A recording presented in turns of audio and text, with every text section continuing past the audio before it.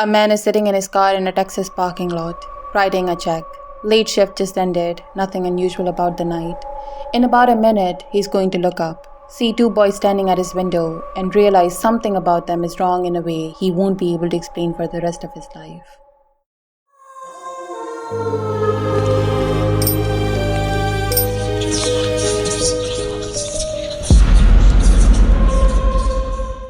Good evening, wanderers. I'm Lady Moonveil.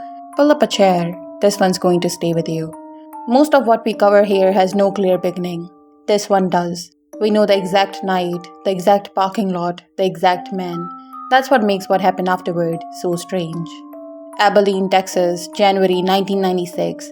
Brian Bethel had just finished a late shift at the local newspaper, and he'd pulled into a parking lot to write a check for his cable bill before heading home. Ordinary errand, just one more task before calling it a night. Something made the hair go up on the back of his neck. Before he could process what was happening, two boys were standing close to his car, 9, maybe 12 years old. He hadn't heard them approach. The older one spoke first, flat, careful, oddly formal for a kid his age.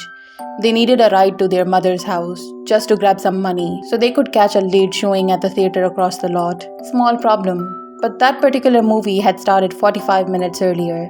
There was no version of the evening where making that ride still got them into the theater on time. And their voices did not match their faces. Something older underneath the words, like the sentences had been rehearsed by someone who'd never actually been a child. He told them no, made an excuse. Their expression didn't change, but something in the air did. A pressure is the closest word he ever found for it, like the request wasn't really a request anymore. He felt his own hand start to move toward the door handle, against his will. He watched it happen like watching someone else's hand move. His fingers already curling toward the latch, his arm already committed to the motion, while the part of him that was actually deciding anything stood somewhere off to the side, just watching it happen. He tried to stop it, but realized that his body wasn't listening to his mind anymore. That's when he broke the eye contact, just for a second, just to look away from whatever was making that pull feel so strong. And when he looked back, he saw it. Their eyes were completely black. No white left at all. No color, just dark, all the way through. He threw the car into reverse and didn't stop until he was 2 streets away. When he finally looked in the mirror, the parking lot behind him was empty. When he got home, he couldn't shake what had happened, so he told a friend. The response wasn't what he expected. His friend stayed quiet for a moment before telling him something unsettling.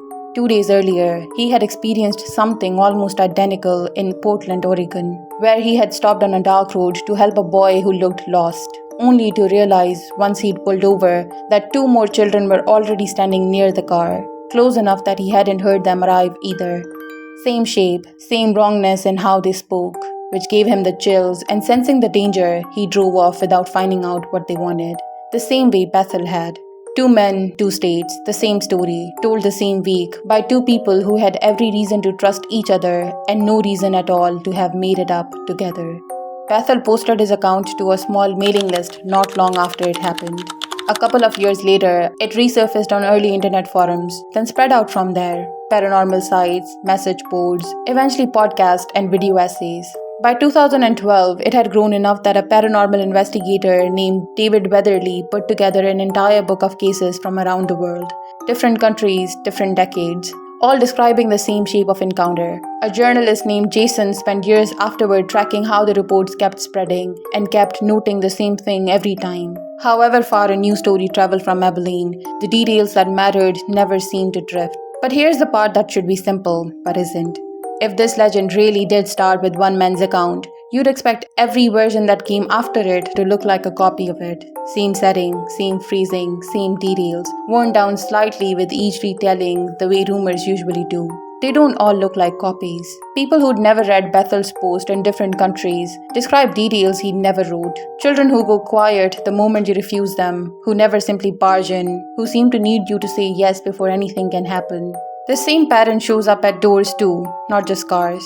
An elderly couple in rural Vermont, one winter night, answered 3 knocks to find a boy and girl standing on the step, politely asking to come in and use the phone while they waited for their parents.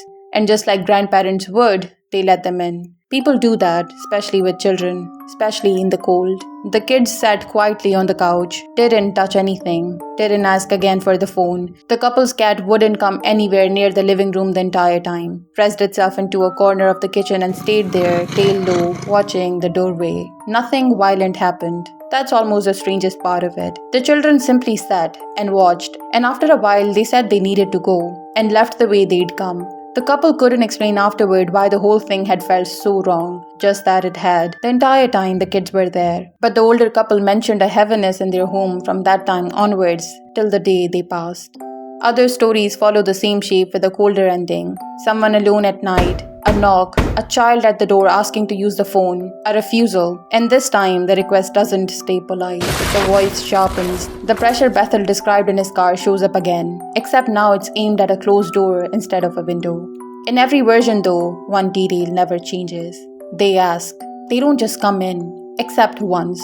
A man in Pennsylvania woke in the middle of the night to find a child already standing in his hallway. Not at his door, not at his window, already inside, past whatever threshold every other story describes stopping at. The boy looked malnourished, dressed in pajamas, crying, reaching a hand toward him, asking for help. He was so shocked as to how this kid entered his home. Keeping his suspicion aside for a moment, he asked the kid to come into the bedroom.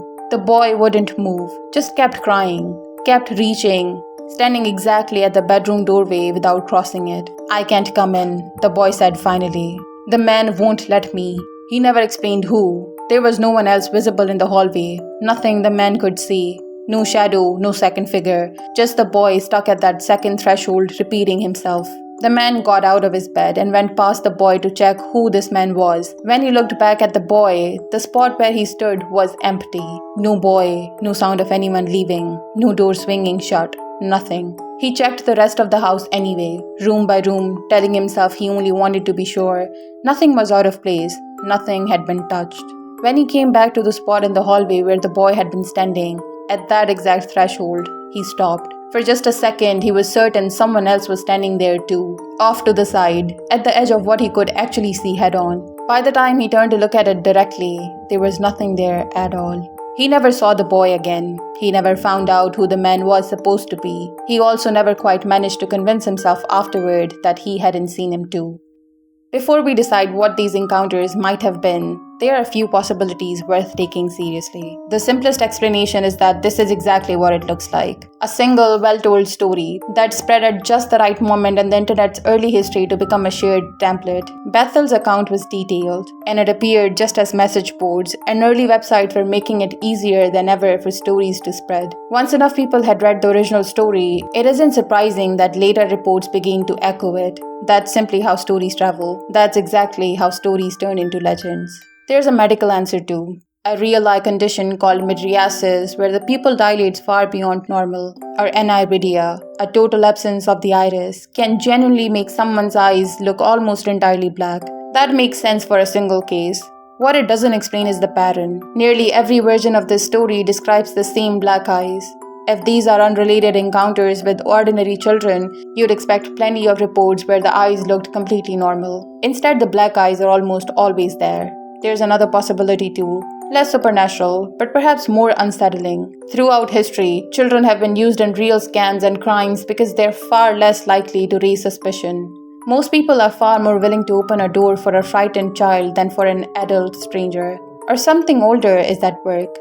In Philippine folklore, there's an entity called Tiyanak, a spirit that takes the shape of a crying, needy child, specially to draw someone close, before it ever shows what it actually is. The disguise isn't incidental to the legend, it's the entire method. A child's distress lowers a guard, nothing else could. If a shape built entirely around getting someone to lower their guard already has its own name in a completely different culture on the different side of the world, is it really a coincidence that the exact same shape keeps showing up here too? Any one of those, on its own, could explain a single strange night, but they don't explain the pattern in similar stories throughout the world. So what do you actually think is happening here? A sensational story told once, told well, repeated so many times it started sounding like proof. A medical condition mistaken over and over for something out of a nightmare. Two kids coached well running the oldest trick in the book. Or something with a name much older than the internet. Wearing a child's face because nothing else gets a door open that fast. Which explanation makes the most sense to you? Let me know in the comments. Because whichever one you choose, there's still one detail that doesn't quite fit. If you enjoy exploring the strange and the unexplained with me, consider subscribing. And if you enjoyed tonight's story, leaving a like helps this little corner of the night reach more wanderers. With that, I'm Lady Moonveil. I'll leave the light on at the desk. Come find me when you're ready for the next one. Good night.